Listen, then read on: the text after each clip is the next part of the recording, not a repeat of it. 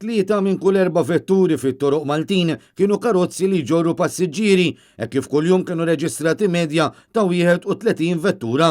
Dan ħareġ minn statistika ippubblikata mill-Uffiċċju Nazzjonali tal-Istatistika l-NSO dwar it-tielet kwart ta' din is-sena. L-istatistika wriet ukoll kif 13.8% oħra kienu vetturi kummerċjali, 9.1% oħra kienu muturi jew e-scooters u anqas minn 1% biss kienu karozzi tal-linja jew minibuses.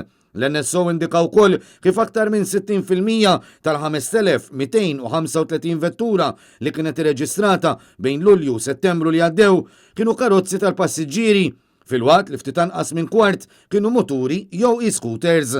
Minnaħa l-oħra fl-istess perjodu kienu biss 130 il-vetturi li għal xi raġuni tneħħew minn fuq it-toroq. Fuq il-medja soċjali ħafna qed jikkummentaw kif din iż-żieda fl-att ta' karozzi bil-passiġġieri fuq it-toroq Maltin ikkawżata l-aktar minn nuqqas ta' fiduċja li l-Maltin u l-Awċin għandhom fis-servizz ta' trasport pubbliku.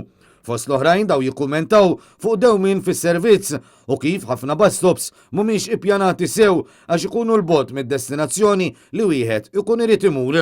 Barra minn hekk anzjani jikkummentaw kif il-maġġoranza tax-xufiera huma barranin u dan joħloq ilhom diffikultà ta' komunikazzjoni.